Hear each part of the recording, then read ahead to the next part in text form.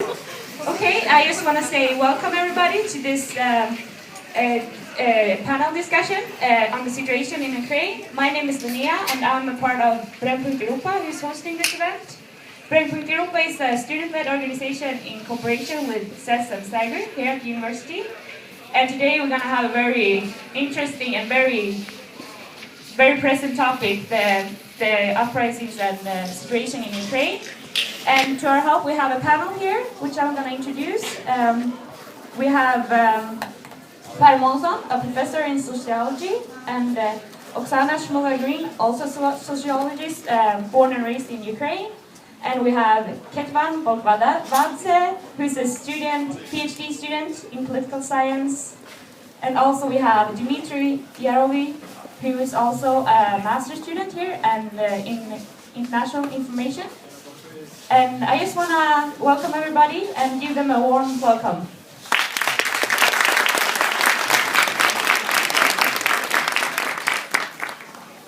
Thank you very much for coming. I will start with a brief outline of the situation and how it turned out to be. So the protests in Ukraine have started on the 22nd of November after the Ukrainian government have refused to sign a previously initialed association agreement with the European Union. It started like a peaceful protest, but after violent actions of Ukrainian authorities, after two times when they resorted to crack down of peaceful demonstrations, the peaceful protests, which looked like this, have turned out to look like this. The situation has escalated extremely on the 19th of January recently, after people from ultranationalist group have started attacking government buildings.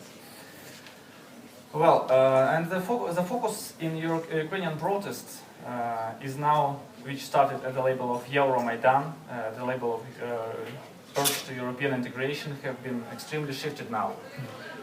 After Vilnius summit, it is not, and after two resorts to crack down the peaceful demonstrations, now it is not about European integration anymore. It's about changing the government, president, and changing the rule of games in political life. The Protestants in Ukraine are not homogeneous and not uniform. They represent different political parties. They represent liberal opposition, communist movements, and right sector internationalist movements. And the protests going on in Ukraine now are not to support Euro integration, but to support civil integration and to protect civilizational choice of Ukraine and to protect its independence and unity. It's even not a question about geopolitical choice in strictly literal sense, neither supporting European Union nor expressing anti-Russia sentiments. It's rather about the universal rights of citizens to take the streets when their opinions are disregarded. And well, this government, in its abandoning the European choice, it means that Ukraine remains the territory of lawlessness and tyranny and ignorance and kleptocracy. Abandoning the Euro choice for Ukraine it's not the refusal from European integration, it means being stuck back in a grey zone where education and professionalism are empty words.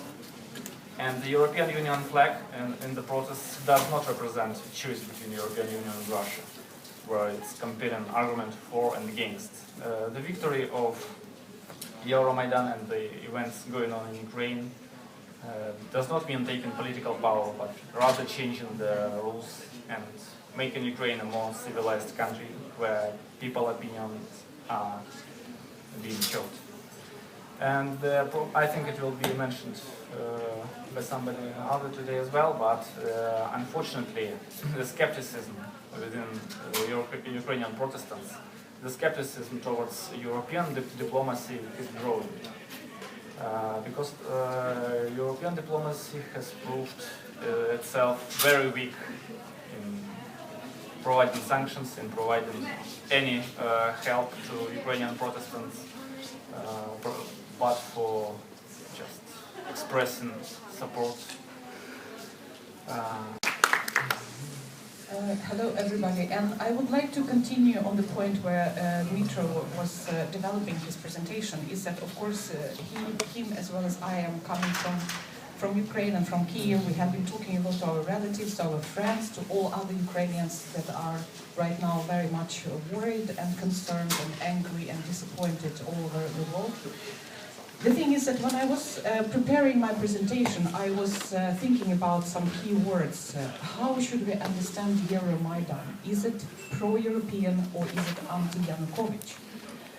And of course, these thoughts were very much in my mind when I was thinking about it in November, in December, and talking to people. And I remember one conversation with one of my relatives in Kiev saying that, of course, if you put this question in this way, it means again continue on those oppositional thoughts that we already had in Ukraine in 2004. As you remember, we had the Orange Revolution. And at that period, at that uprisal, very much of the choices were standing just in between these two. Either it was pro-European choice and choosing Yushchenko as a president, or was it a choice for the former post-Soviet but still very Sovietic type of politics and economy and society. Right now, the escalation of violence, and especially the escalation of violence from the authorities against the civil people of very different backgrounds and very different political persuasions, is very, very serious, because now the situation is very much tensed. And it's not anymore anymore relevant for me to speak about is it a pro-European choice or pro-Yanukovych, because in fact, what many people are speaking right now is that it's a choice about human dignity, respect for your nation, and actually your own choice. Our choice as Ukrainians. What do we want to do with our country? And of course, the recent violence and escalation of violence have been very well reported here in Sweden, even though I would say that Sweden have been reporting on happenings in Ukraine very sporadically, with some intensive reports, like maybe in around December, and then quite a long silence, and now very intensively these days. And from these pictures that you see, for example, on the wall up, everybody feels afraid and not even understanding. But what is happening? Why is it happening? Why the protests that were very peaceful and constructive and progressive have been taking place for almost 2 months, now have erupted in something like that, very violent, bloody. We have 5 people who have been killed, and there are a lot of people who were injured, and they go to the hospitals, they go to get help, and then they can experience, for example, that they will be turned to police. So police would come and pick up people in all these places to bring them to jail. So in a sense, there is enormous will among Ukrainians right now to really don't give up, but at the same time a lot of concern and inner fear to actually happen to live, unfortunately, in a country that actually elapses to totalitarian type of regime, very much using the methods of what Putin is doing in Russia, for example. So this concern is very, very important, and I think we have some challenges in this situation. One of the challenges is exactly as Dmitro has said, the opposition is not united. And if you talk to people in Ukraine, if you talk to people who are historians, political scientists outside of Ukraine, but Ukrainians themselves, they would tell you that it's a pity we do not have one political oppositional leader. And I think it's a trouble. If we discuss the situation and the future of Ukraine in terms of that we need one charismatic leader, we will be in the same place, like in a square one again, because one charismatic leader cannot resolve these problematics. One charismatic leader won't be able to really summon the population around the future aims, because there are no future aims that are defined. There are no strategies, economic or political, that are really very clear and very easy for people to choose. That is why this is one of the challenges. The second challenge is that the political opposition itself is very much divided. We have at least 3 different forces inside it. We have the forces from the party of Yulia Tymoshenko. We have the forces of what you had heard about far right and the Party of Svoboda, of freedom. And we also have some other political forces in this opposition, which actually can, I mean, they express their future plans for Ukraine in very different terms, which means that who are the government going to discuss this? We don't know yet. And as of yesterday, for example, it has been announced on the media that the leaders of the opposition have been sitting together with Yanukovych and discussing 3 requirements. The first of the requirements that he would pronounce a new election. The second requirement would be that the law prohibiting the protests and free expression of opinions would be withdrawn. And the third requirement, of course, is very, very acute, is actually to punish those people who are responsible for violence. And this is very, as you understand, very complex thing to do. On the absolute recent events, before I came here, I received a letter from one of my friends in Ukraine about the actually proclamation, the plead from the civic sector of Euromaidan, actually for all of us in Europe, in the US, globally, to support Ukrainians in their will for independence and freedom, to support in very different ways, because as you know, very difficult to act. I understand that every one of us can say, but what can I do as an individual? To support in many different ways, actually to go and visit Ukraine, to put pressure in many different ways, to stop the violence and actually to bring people who are responsible for the violence for charge and the consequences of it. But of course the most important thing is actually how to build this kind of future for Ukraine. What will be the future? It's a very complicated issue.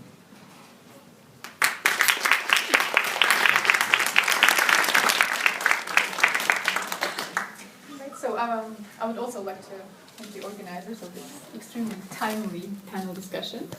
And as already has been hinted by some of my colleagues here, the current events in Ukraine will most probably have implications not only for the EU-Ukraine or the Ukraine-Russia relations, but for the wider region of the Eastern Partnership or the EU's shared neighborhood with Russia.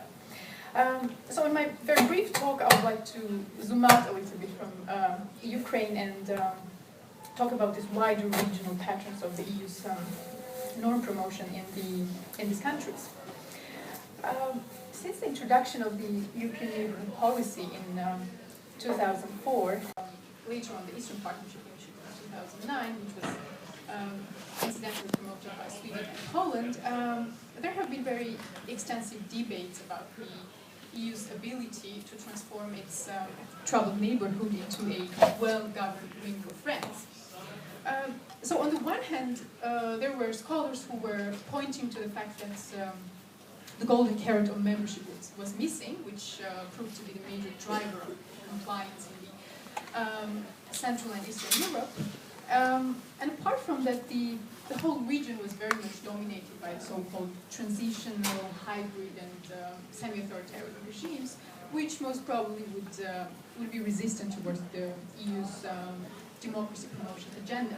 And the clear examples, obviously, here would be Belarus and Azerbaijan, and maybe to a lesser extent the other 4 countries.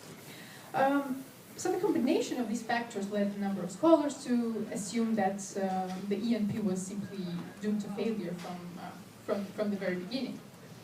But on the other hand of the debates, there were also scholars who were arguing that the exposure of these regimes to Western norms and values would eventually alter their character, because in the era of free trade and extensive information flow, the autocrats must either close their borders or open up their political systems, as it has been famously phrased by Jan Bremer. And that the adoption of certain democratic institutions, even in the most limited and manipulative ways, would eventually bite these regimes where it hurts. However, the reality turned out to be a little bit more complicated and than these dichotomous assumptions, and what we have been seeing throughout this 1 decade of the ENP existence basically can be summarized as a selective compliance. So some countries, in a selective ways, that is prioritizing certain areas over the others, are still selecting EU rules and regulations from the ENP action plans while ignoring the rest. And this shallow, irregular, and intermittent compliance became one of the major features of the European neighborhood policy and the EU's norm diffusion efforts in this region. The EU scholars mostly have been trying to understand the logic driving this selective compliance based on the more like domestic characteristics of this country, such as regime type and the cost-benefit calculations of the incumbents, because these factors accounted for the compliance in Central and Eastern Europe. However, what has not been paid enough attention, I think, is the so-called cross-conditionality, or the conditionality exerted by the alternative external actor, which obviously in this case would be Russia. Clearly in this region, Russia is exercising very significant direct and indirect influence, whether just because of its military bases like in Armenia, its energy resources, or its involvement in the four frozen conflicts in the region, Transnistria, Abkhazia, South Ossetia, and Nagorno-Karabakh. And what we have seen during this one decade of the ENP existence is that Russia has been trying to instrumentalize this different source of leverage to contain Europeanization of the countries in its near abroad, or the so-called Yuzhny Azerbaijan. And this strategy of containment, I think, has been very aptly phrased by Jakob Tolstrup from Aarhus University as a policy of managed stability and a policy of managed instability. The first strategy, or the policy of managed stability, is mostly conducted in the republics which are not striving towards Western integration and democratic reforms, such as Belarus, Azerbaijan, and to some extent Armenia. So the main aim here is to stabilize these regimes even more, not to allow the incumbent change, and even further tie these countries to Russia so that it could maximize its influence on the state's internal affairs. On the other hand, the policy of managed instability is pursued in the countries which are more determined to integrate with the West and to democratize. So the main aim here is to destabilize the existing regimes, either using economic sanctions, cutting of energy supplies, or simply threatening the statehood of the countries. And clear examples here would be, I think, export bans on Moldova and Georgia, and the recognition of the breakaway republics. But my final point would be that apart from the Russian cross-conditionality and the internal challenges in this Eastern Partnership countries, the EU itself has to be self-reflective of its own incoherences when it comes to the norm promotion.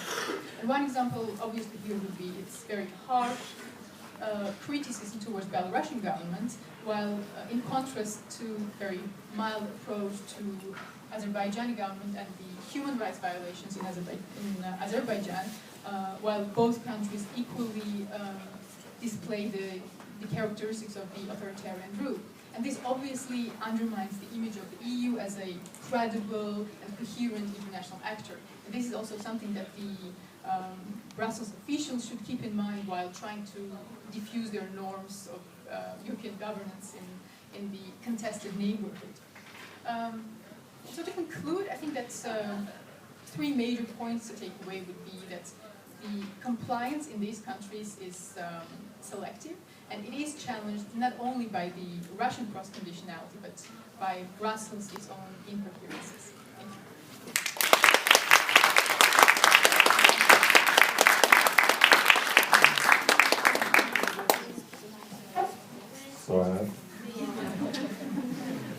Well, thank you very much. I will be the last one because I don't want to say again what everybody else said. There are a lot of very interesting things you said and very true things. What I can say is to make another context. You know, I'm not specialized at all in Ukraine, but I studied and worked with Russia, Soviet Union, many, many years. And as all of you know, the Ukrainian nation is rather young. It's only something like 25 years old in its shape that it exists now. And of course, what we see now is something came out in the beginning of 91 or 1991, when it was, so to say, a split from the Soviet Union. And what is happening now is a proof of the lack of institutions. Because in Russia, you had a chaotic decade during Yeltsin. Then came Mr. Putin. Who is Mr. Putin? He at least built something. Even if you don't like it, he made some kind of institutions. What is happening in Ukraine? I think on surface you have nearly the same pattern. You had a lot of oligarchs who stole everything from the people. And now they have also taken part of political parties. It's very true that the political parties that exist, they doesn't represent groups, classes, or anything like this. They represent some kind of rich oligarch. That is one problem, that the people in Ukraine never had a true democratic party to support. I can show you some small figure that is very interesting. This was made a poll 3.5 years ago, and they asked people, who do you support and who are you against? A man called Tigipo, he had 50% against him, 32% was for him. He's very close to Yanukovych. Yanukovych had 55% against him and 42% pro him. And then there's a name, which I don't, Timoshenko. She had 67% against her and 30% pro her. What does this say? Who won? Yanukovych won, mostly because he had the least people against him. That's what he won. I think you see the problem that is totally different from Russia. Whatever you can say about the Russian government or president, if you go from Moscow and this opposition that exists there and in St. Petersburg, I could say 65% of the ordinary Russians still support Putin. So in this way, I think in Ukraine, people who are making protests has it much more difficult. Another way I would like to add is historical context. I love historical context. You know, even from the beginning of 1,000 years ago, this area has been a part of a fight between a growing Russia and a very strong Middle Europe. Remember, we had many, many years Hungary, and they were, so to say, very close to this area. Austria, I forgot, Austria it's in English, yes. Austria-Hungary. And then you, of course, had Germany, when Germany came. And all this area has been between Russia and strong Central Europe countries. Just a new book called Bloodland is devoted to this area, which is between, which is always fighting for. Everybody is, so to say, try to influence from both sides. And in this way, whatever we think about Russia and European Union, the structure is the same as it has been so many hundred years. And now, the only thing that Ukrainian people can do is try to find their own way. not only European Union, not Russia, of course, but to find another way. I think that is what Oksana wanted to say. Thank you.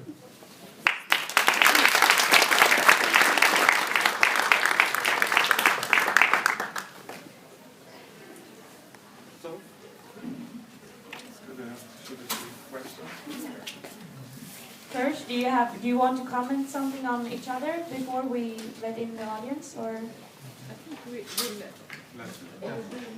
let the audience, because Yeah. I mean, it's More Someone what wants, do you have? yeah.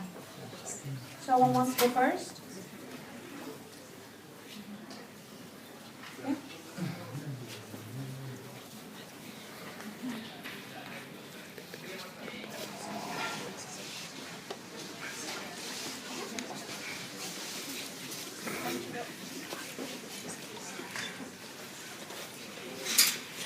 Thank you for a very interesting panel discussion here, highly relevant topic, obviously.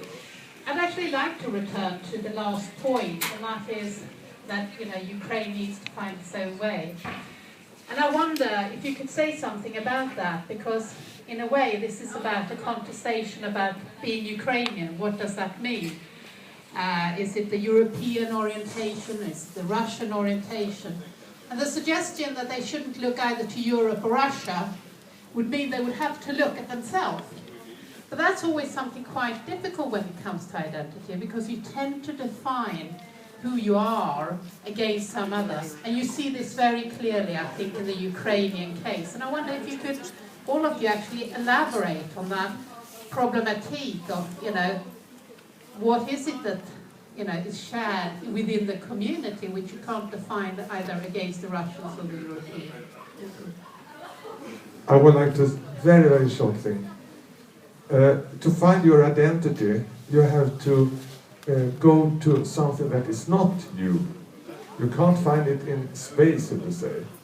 So what is good being anti-Russian and pro-Europe is that, Ukrainian is not Russians. But on the other hand, what has happened the last month is people are so disappointed to European Union. So now, who are they against now? Yanukovych, of course, but...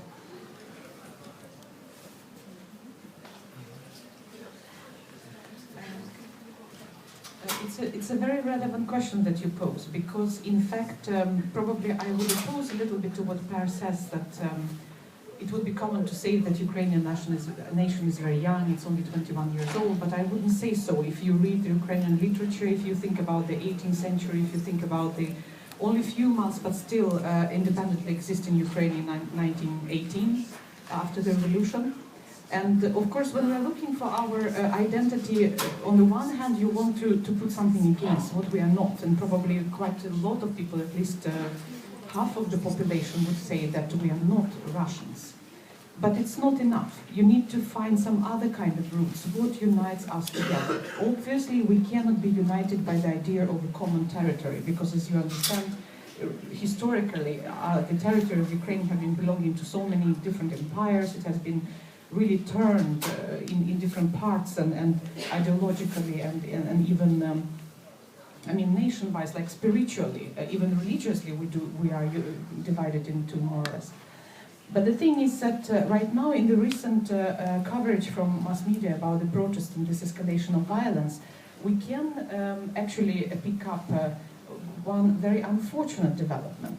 For example, people belonging or sympathizing with the very far-right party of Svoboda, and even more writers, are trying to say that everything that is not Ukrainian is bad, which means that Russians are bad, Jewish people are bad, all kinds of other minorities are bad.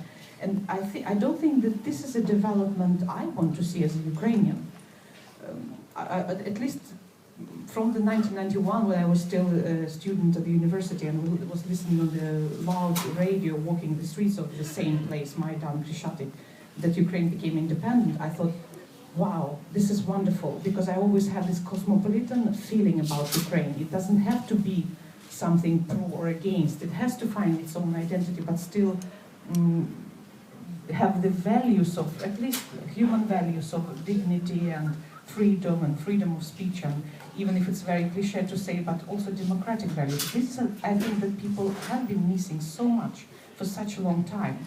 And now it seems that after the events of 2004 Orange Revolution and after the independence all those years, it's impossible to wipe out the new generation of people that do not want to see the Ukraine the way it is now. They want away from it. But where they will end, where we all will end, it's a good question.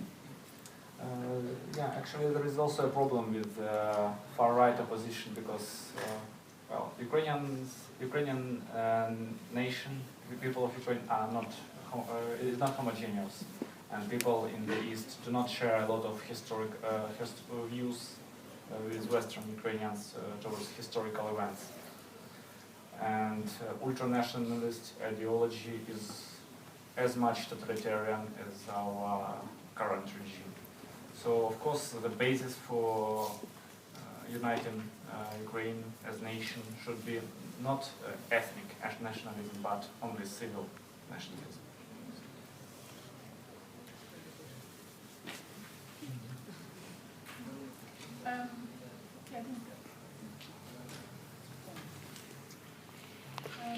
Well, I'm definitely not an expert on Ukrainian politics, but I would get back to the European Union. And well, I was just recently reading Carl Bildt's Twitter, where he was saying that there should be some kind of reconciliation, and the Ukrainians were commenting very angrily that you were late.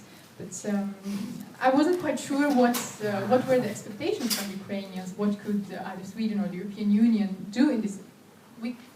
EU can't just interfere, because this is something that Ukrainians themselves have to deal with, obviously. But I think that one point would be that, and maybe this is why the Ukrainians were a bit angry, that, as you know, after the export bans in Moldova quite recently, EU promised them to help financially, while in the case of the Ukraine, and as you know, association agreement is very hefty to implement in reality. There were not really any incentives, either financial or in any other ways. So obviously EU cannot interfere, but there's something more mild forms of support that it could bolster its own image in the eyes of Ukrainians, I think.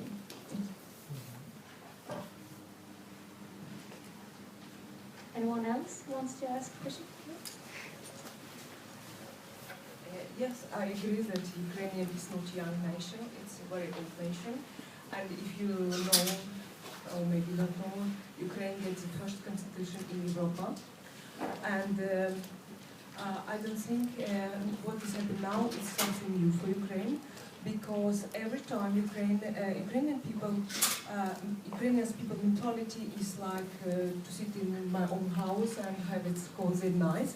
But when it's coming other people and trying to take something, they have a lot of patience, and they to the end they say no, it's not okay anymore. So it's exactly what's happening now. So this is what happened now. Is kind of already been in Ukraine before. How violent it is, of course, it's can be discussed and everything. But I'm Ukrainian, and I'm asking how we can solve this in a peaceful way, because the people who is in government now, they will not go by themselves, because they know it's possible that Ukrainian people have patience, and it's possible to do everything about. To put them in a difficult situation and take everything from them. And it happens many, many times in Ukrainian history. These people need to be taken away. How? How it can happen? Because they will not go by themselves. We will stay there 2 months, 3 months, half year. They will not go away. What the way to take them away? Nobody want to kill them, nobody want to do. Ukrainian people say, take your gold, take your money, go away. They will not go away. How Ukrainian people can do this? Say me, what is the way? I don't see it.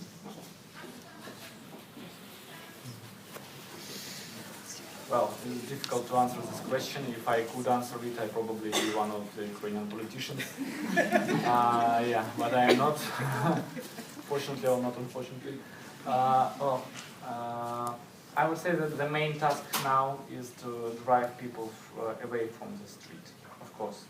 And the whole responsibility lies on the government. And the Ukrainian government should make some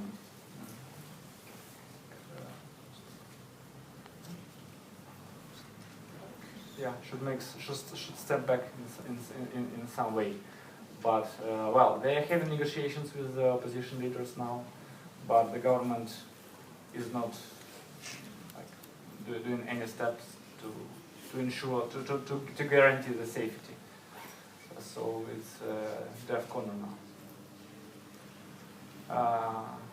I don't know how to reduce the escalation of the conflict, but the main thing is also that Ukrainian opposition and Ukrainian Protestants should not use weapons, because if they do, the country will find itself in full-scale civil war.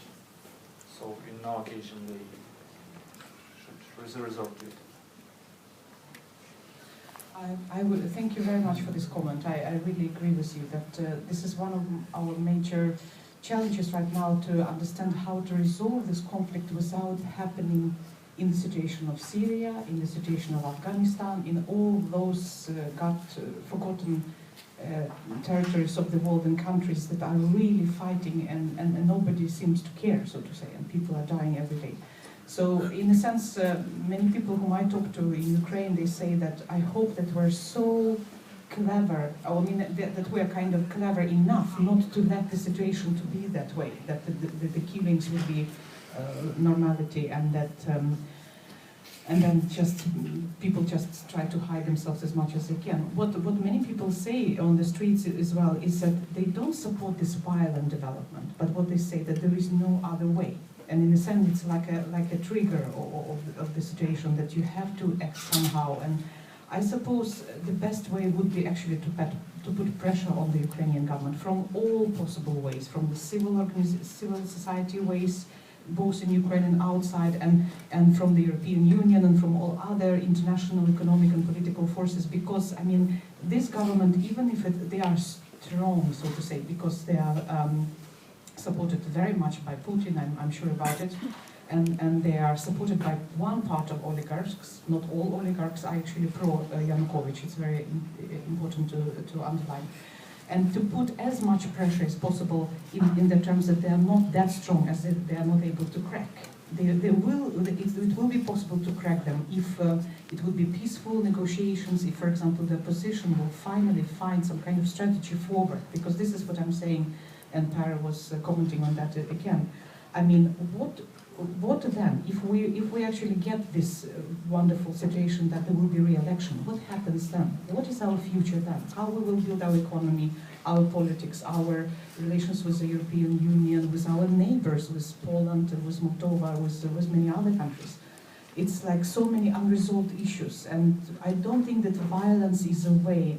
Even if I understand exactly what you mean, they will not leave but if just people let them live as much as they want. But the thing is that what is actually remarkable this time, I don't know how much you know about the events of 2004. On the Orange Revolution was very much centered in the center of Kiev and the center of other cities, and it was like very much localized. But what happened now, for example, the events from November until now, is that people have been actually approaching the president's own, his residence. And this never happened before. I mean, this rage and this really hatred to the way how the recent government have been corrupting all the society has been really enormous. And the protest against the, for example, beating up of a journalist that happened just a few weeks ago, and the violence of killing these 5 men. Some of them were not really killed just by a bullet, they were actually tortured and died. So it's a very, very difficult situation, but as much pressure as possible, like signing up all petitions, going to Ukraine, really arranging all type of civic protest that is possible. That probably is a way. I'm not sure. I hope so. Unfortunately, I would just continue Oksana's point.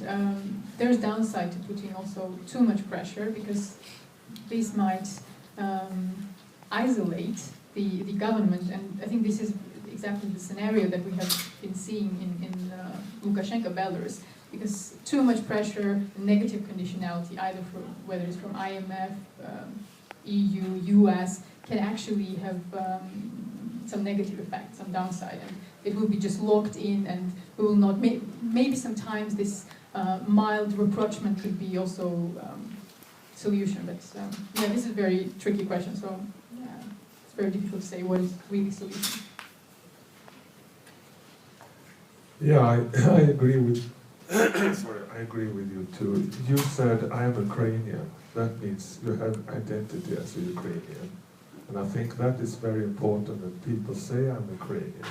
And then, if you add what you both said, we want to live in a, so to say, normal society.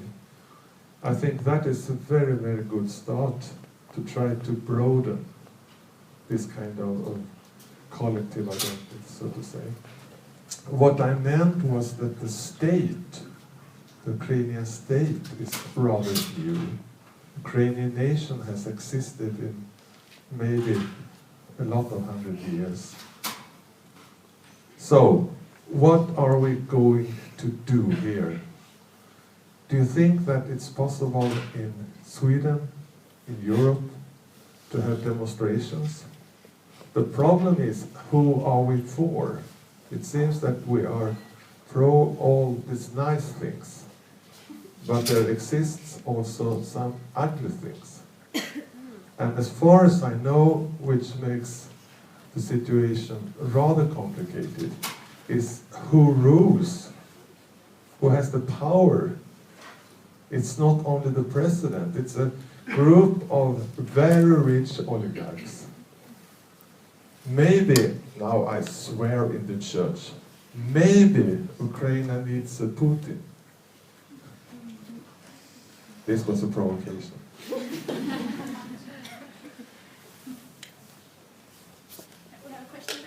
Yes? It's on, you just have to keep it real close. All right. I want to thank you for a very interesting discussion. You were talking earlier about the opposition being very split from far left to far right. I see a problem there because I do not know much about Ukraine, but I know a little more about the Balkans and Serbia. And there was a similar situation when Milosevic was overthrown in 2000, and the only thing they could unite in was that they wanted him gone, but nothing else. I think it's important for the opposition to find a common ideological ground before they... I think it's important for the opposition to unite on some ideas and then go into action. Because what happened in Serbia, they overthrew Milosevic, but his apparatus was still there. After his fall, over 100 political murders followed, culminating in the murder of the prime minister, and everything was undone. So I'm thinking, have enough maybe started in the wrong direction, where you go into action first. Maybe they should agree on some common ideas, what they want to do with the country, what they want with the future, with the economy, and then go into action. Because now it seems that the only thing they agree about is that the current regime is bad. And that means postponing conflict within the opposition to off. Very good point. This is the question of hen and egg, of course. If you don't have democratic institutions, what will happen? I think what you said, that was exactly happened in former Yugoslavia. So, my little provocation was to say, is it possible to have some person in power that everybody hates? And I mean not only one president, but the whole group. So that's my question to you. Is it possible to see someone who the whole Ukrainian people can together hate? Well, I will also say here that we are talking about making opposition united, but there is also a big difference between opposition and between the people. Because current parliamentary opposition still, yes, it has support, but it does not represent fully the needs of people, because, well, it is also represented by rich people, by oligarchs, but with another color of, with another flags. So it's not about uniting opposition. It's about uniting people and providing representatives of people who are representative of people, and who, yeah. That's the problem. Thank you very much for your association with, I mean, of course we have to look back at all those events that happened in Europe, in the neighboring countries to Ukraine, and happened quite recently, because there might be some key to how to resolve the situation. But I agree with Mitro again, is that uniting opposition, of course, it would be very difficult. Also, another reason is, just as I told you, in comparing to Russia, where all oligarchs basically are under Putin, and business is really serving politics. In Ukraine, you do have quite interesting fractions among oligarchs. Some of them are actually pro-oppositions, and some other are pro-Yanukovych, whose business is more important and whose money are bigger. It's very difficult to say. So in a sense, at least the fact that they are structured and they are not like one force pro-power, it's already something positive. But then in some of the coverage I also could pick up that the opposition was very afraid to announce very early in the process who would be their leader. Because what would happen is that these people would be, actually they would disappear, they would be killed, they would be poisoned, there would be everything. And then you don't have any leader for opposition. So in a sense, their behavior should also be understood from the context of the how politics is made in Ukraine and in some other Eastern European countries as well. But of course, we are standing in the very middle of all events, and it's even impossible to comprehend all the developments, all people who are involved, and all type of conversations and issues that they discuss. It's really even difficult to follow, even for us, even if we do it in different languages and try to really pick up and understand what happens. But obviously, I think my belief still is that probably I don't agree with Per. I don't think that we need one charismatic leader, because it will not lead anywhere. We need a proper vision of what we are going to do, and in this case, probably several heads is much better than one very much self-centered individual that has some kind of totalitarian tendencies.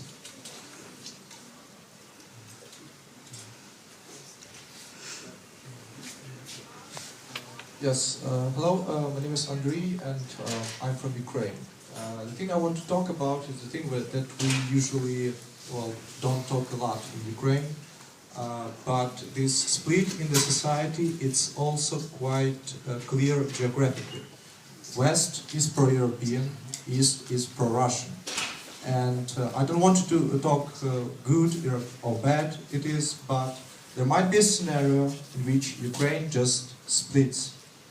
What Europe will do in this case? Because, well, I'm asking you about Europe because I'm sort of pretty certain about what Russia will do.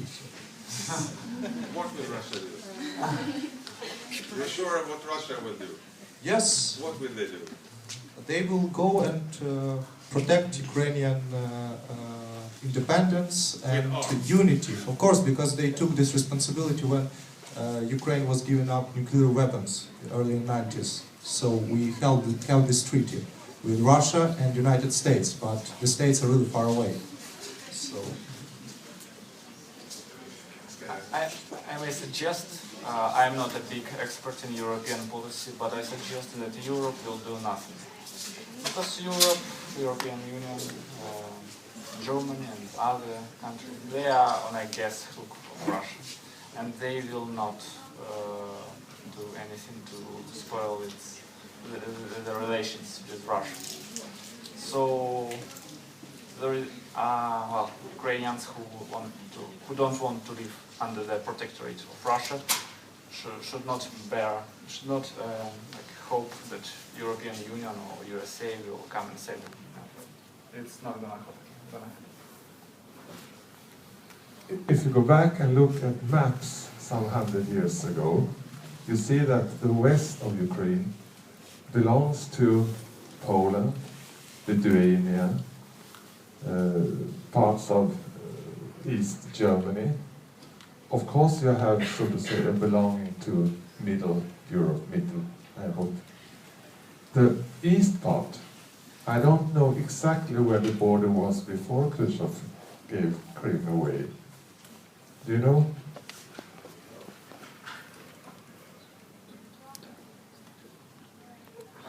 Well, actually, It takes a few seconds. actually, at the time when western parts of Ukraine were in parts of Poland, actually eastern part of Ukraine was not inhabited, so it was just empty space. Well, it was uninhabited since Mongolians, so yeah. And well, ethnically speaking, actually Ukrainians, well, ethnically they are living also in southern parts of Russia, in Kuban. Also, there are some parts of Ukrainian ethnicity in Belarus, but we don't talk. Well, I mean, it's already to other countries, so it's yeah. But the border was as it is right now. So.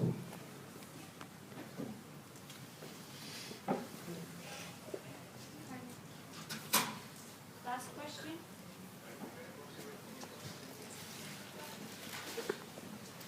Hello, I am also Ukrainian and very proud to say so. And I would like to add to this that I've always wanted to say this loudly. In the last few years, I got so tired of people hearing this next question. So are you Russian? Do you speak Russian? So that I would always say I am Ukrainian, but not Russian. I'm proud to say so. And to add to this discussion about people in Ukraine being angry or upset with European Union. So, I have a question actually. So, if European politicians could say that they did enough to actually educate, especially people in the eastern Ukraine, about what is European Union and what are those European values. Because in my opinion, the problems we have in Ukraine, in the eastern part, are because of those people are simply not educated in that matter, that they do not know that they could have those democratic values, that they could have civil liberties. So, and I don't know, there must be some programs, some institutions in the European Union that could help the country, developing country, to come to those, to that European picture. So, and also, the anger in Ukraine is not only because right now, the situation right now, but it's the feeling Ukrainians have that all those years since Ukraine became independent, European politicians were not supporting those European dreams that Ukrainians had. And they are actually very surprised right now in Europe that, oh, there are such big protests and they are for Europe. And they were always there, and somehow Europeans didn't know about them. And the reasons for that, many things, people think in Ukraine, are because European politicians were too much concerned about their relations with Putin. And that's what I agree with. I would like to hear your opinions. Thank you. Please keep it very short.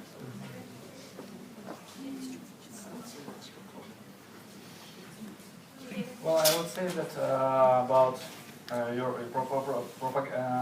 promoting European values in Ukraine, especially in eastern and southern Ukraine, it's a work for European public diplomacy, and but it has clashed with Russian propaganda, because in the east and the south of Ukraine, well, there is a strong presence of Russian media, of TV, of press, and they are winning this propaganda war. So representing Europeans, like, yeah, something breaking traditional values of Orthodox Ukrainian society.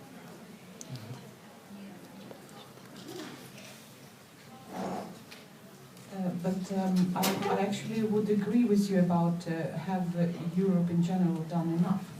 I posed this question to myself already in 2004, when it was very obvious that the promises about Ukraine being closer to European Union and everything were so positive and so highlighted in the beginning of the protest, and then just 10 years of silence. And now again, people here are surprised. But how come? Where come this enthusiasm for actually European values? I read one of the interesting interviews or reportage of a Ukrainian priest who is working in Paris, and saying that in fact many Europeans actually are even envious about the Ukraine's spirit and actually believing in Europe, while European Union itself experiencing so many crises, political, economic, and people who don't believe maybe in unity in the same way as it was like for 10 years ago. And all this enormous big nation actually does believe. Not in the sense that territorially it would resolve all problems of Ukraine, but actually in our conversation, me and Mitra, in the morning, we were talking about a lot of all the fights about Ukraine in Ukraine and within Ukraine is very much about values. It's what kind of values we would like to have in our society. And of course, this battle, of course, as you understand, not finished. At least we are going to follow it very closely. And I would like to all of you and many other people in Sweden and everywhere actually to follow it closer and not just come back to these problematics once per decade. Okay, I think that was all. Thank you all for coming. Thank you.